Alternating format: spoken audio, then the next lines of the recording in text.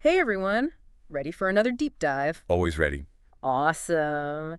So today we're tackling love languages. Oh, yeah. Love languages. They're super fascinating, Yeah. and I feel like That's there's right. something that can really help improve your relationships. Totally. So we're going to be drawing on some research and expert insights today. Very cool. And I think by the end of this deep dive, you'll have like your own little relationship decoder ring. Love it. Yeah. Because let's face it, relationships can be a little tricky sometimes. For sure. Like you think you're speaking the same language, Yeah. but then Love things it. get misconstrued. Yes, it's so true. We often express love in the ways that we want to be loved. Oh, that's so true. Not necessarily in the ways our partner needs. It's like Yeah. trying to pay for groceries Okay. in Paris with Monopoly money. Oh, I like that. The intention is good, Yeah. but it's not going to get you very far. Exactly. Yeah. Okay, let's lay down some groundwork. Okay. We're drawing on the wisdom of Dr. Gary Chapman here. Okay. He really put love languages on the map. Yeah. He identified these 5 Yes. core ways we express and experience love. Yeah. And I think the key here is recognizing that Yeah. each of these languages represents a different dialect of love, Okay. each with its own nuances That makes sense. and ways of conveying affection. Okay, cool. So Yeah. give me an example. Okay. Yeah. Imagine you come home from a crazy day. Okay. Your partner has the house sparkling clean, laundry folded dinner simmering on the stove. Okay. All those classic acts of service. Yeah. Classic acts of service. Now, if that's your love language, Mhm. you're probably feeling super loved and appreciated right now. Oh, yeah, for sure. But for someone whose primary language is quality time, Yeah. they might be craving a Craving it. conversation over takeout Right? more than a spotless kitchen. I can see that. Yeah. So it's like you're speaking French to someone who only understands Spanish. Yeah. You might both be saying, I love you, Oh. but the message isn't getting through. Okay, that makes total sense. Besides acts of service and quality time, what are the other love languages we need to know? Okay, so we've got words of affirmation, Okay. which is all about expressing affection verbally, Okay. compliments, Huh? words of encouragement, Okay. really anything that makes your partner feel heard and valued through your words. Okay. So if you leave a little note for your partner Yeah. saying, you're amazing, I Yeah. can't wait to see you tonight, Yeah. that's speaking their language. Got it. If words of affirmation are their jam, Makes sense. it's about affirming their worth, letting them know they're appreciated. Cool. Then we have receiving gifts. Okay. And before you think it's all about being materialistic, Yeah. it's more about the thoughtfulness Yeah. behind the gesture. I used to think gifts were all about the stuff. Yeah. But I can see how a well-chosen present can be a really powerful symbol of love. Fully. It's like saying, I was thinking of you Mhm. and I wanted to bring a little joy into your day. Exactly. Yeah. And finally, we have physical touch. Okay. This one's all about expressing love Okay. through physical closeness, hugs, Ah, holding hands, cuddling on the couch. gotcha. It's a powerful way to communicate warmth, Yeah, affection, and security. that makes sense. Yeah, So like a quick hug before you head out the door exactly. might mean more to them than an elaborate date night planned weeks in advance. It's all about understanding Yeah. the specific ways your partner feels most loved Okay. and appreciated. So we've got our love languages down, Yes. but here's where things get really interesting Okay. and maybe a little tricky. Dr. John Gottman, Yes. who's basically a rock star in the world of relationship research, For sure. he points out that we often make a huge assumption Okay. when it comes to love languages. What's that? We assume Oh, yeah. our partner wants to be loved the same way we do. Yes. But guess what? Yeah. That can be a recipe for disaster. It's like assuming everyone speaks English. Uh-huh. When you travel abroad, you might be able to get by with basic phrases, Yeah. but you're going to miss out Okay. on those deeper connections Sure. and cultural nuances. And that's where those relationship hiccups start happening, right? Yeah, totally. Yeah. Yeah. So imagine a partner who spends hours crafting a heartfelt letter, Okay. pouring out all their emotions, Mhm. classic words of affirmation move, Yes. but their partner whose love language is acts of service Right. might be wondering why they didn't just fix the leaky faucet instead. Totally. And the thing is, both partners are acting out of love. Right. They're just speaking different dialects. And that's why Dr. Gottman found that mismatched love languages are one of the biggest breeding grounds Okay. for conflict and resentment in relationships. So this is starting to feel like a relationship decoder ring situation. Exactly. We've got the languages. Yeah. We know mismatches can cause trouble, but how do we actually bridge the gap? How do we start speaking our partner's language fluently? Yeah, like how do we become fluent in love? I love that. Yeah. I think the first step is Okay. recognizing that it's not about changing who we are Uh-huh. at our core, Okay. but rather expanding our repertoire Mm-hmm. of love expressions. Okay. It's like learning a new language. I like that. It takes effort, but the rewards are immense. So it's not about becoming someone we're not, but rather adding a few new phrases Exactly. to our love vocabulary. Yeah. Okay, I like that, but where do we even start? One of the most powerful tools we have Okay. is something Dr. Sue Johnson, author of Hold Me Tight. It's called attunement. Attunement. It's about being sensitive and responsive Okay. to your partner's unique way of expressing love, Okay. even if it's not your primary language. So instead of thinking like, Right. why don't they just tell me they appreciate me? Exactly. I need to pay attention to how they're already showing me they care. Yes. Even if it's through acts of service or quality time. Exactly. And that brings us to another crucial element. Okay. Communication. Oh, yeah. We can't expect our partner to be a mind reader. Right. We have to have that sometimes awkward, Yeah. but oh so important conversations Mhm. about what makes each of us feel loved. Relationship expert Esther Perel Yes. said something that really stuck with me. What's that?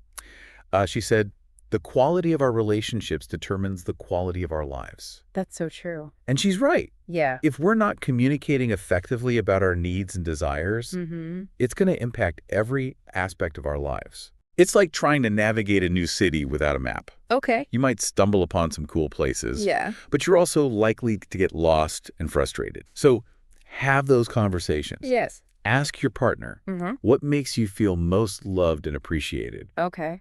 And be prepared to share your own needs as well. It's a two-way street. Okay, I'm totally on board with the communication piece. Good. But what happens when our partner's love language feels completely foreign to us? What if they thrive on physical touch and I'm more of a words of affirmation person? Right. Do we have to completely overhaul our personalities? Not at all. Okay, good. It's about flexibility and stretching ourselves a little. Okay. Dr. Brene Brown, who's all about vulnerability and courage, Yes. says that stepping outside our comfort zone Okay. is where the real magic happens I see. in relationships. It's like I might not be a natural cuddler, Right. but I'm willing to give it a try because I know it makes my partner feel loved and secure. Yeah.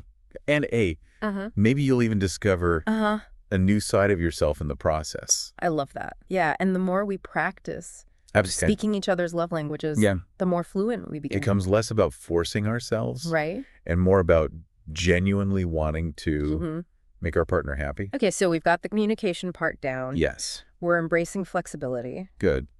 What about some practical strategies? Okay. I came across this love language compromise calendar. Oh, the compromise. In the research. And I have to say, I'm obsessed. It's brilliant. It's all about taking turns, planning activities, or just that speak to each other's love language. 1 week could be all about quality time. Exactly. Movie night, a hike. Yeah. Whatever floats your boat. And the next week could be focused on acts of service, tackling that to-do list together, helping with chores, being a team. Exactly. It's about finding that balance, making sure both partners feel consistently loved and appreciated. This is starting to feel less like a relationship maze and more like a fun treasure hunt. I love it. I know we can go even deeper with this. Okay. What about some of those subtle communication nuances that can make or break a connection? You're right. We've only just scratched the surface. Okay. There's a whole world of nonverbal cues and communication styles that can impact how our love languages are expressed and received. Okay. I'm all ears. Give me the inside scoop. All right. On how to become a love language ninja. Let's start with something we often take for granted. Okay. Listening. Listening. Okay. But I'm not just talking about hearing the words. It's about active listening. Active listening. It's about being fully present in the moment, not just waiting for your turn to talk. I think we all know someone who's great at hearing, but terrible at listening. Exactly. They're just waiting to jump in with their own story or opinion. That's exactly what we want to avoid. Okay. Active listening is about truly tuning in. to your partner. Okay. Paying attention to their tone of voice, their body language. Okay. Even those unspoken pauses and sighs. Interesting. It's about making them feel seen and heard. Okay. On a deeper level. It's like putting your phone down, making eye contact, yes, and really absorbing what they're saying, even if it's the 10th time, exactly. recounting that work drama. And you know what? Even if your partner's love language isn't words of affirmation, okay, active listening can be a powerful way to make them feel loved and valued. Okay. It's like saying, your words matter to me, your feelings matter to me. Okay, active listening check. Right. But let's be real. Okay. In our busy, always-on world, finding quality time can feel like mission impossible. It's definitely a challenge, but the research actually shows that even small pockets of dedicated time can make a world of difference. Wait, seriously? Absolutely. Just a few hours a week can move the needle in our relationship. It's about quality over quantity. Okay. Put those phones away, turn off the TV, resist the urge to multitask, and just be present with each other. I love that. Yeah, we often think we need grand gestures or elaborate dates. But sometimes it's the simple everyday moments that build the strongest connections, like cooking dinner together, taking a walk after dinner, just hanging out and talking without any distraction. And it doesn't have to be. Right. Hours upon hours. Okay. Even just 15 minutes of dedicated, focused time can make your partner feel loved and appreciated. Okay, that makes sense. Especially if their love language is quality time. Okay, this is making me feel so much more hopeful. Good. I'm glad. But what about those moments when our partner tries to speak our love language and it comes out a little clumsy? Oh, yeah. Like they try to give us a compliment and it sounds more like an insult. Yes. Yeah. The well-intentioned but slightly off the mark attempts. It happens to the best of us. It happens to the best of us. So what do we do? Instead of critiquing or dismissing their attempt, acknowledge and appreciate their effort. I'm all about celebrating those small wins. Yeah. If my partner, whose love language is acts of service, tries to write me a poem, even if it's a little cheesy, I'm going to focus on the effort and the intention behind it. That's the spirit. Instead of saying, oh, this is so cheesy, you say, oh my gosh, you wrote me a poem.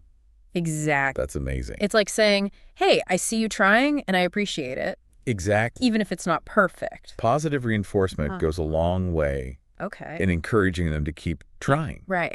And stretching themselves. And that builds trust. Yes. And encourages vulnerability. Exactly. Yeah. It creates a safe space for both partners to experiment with different love languages.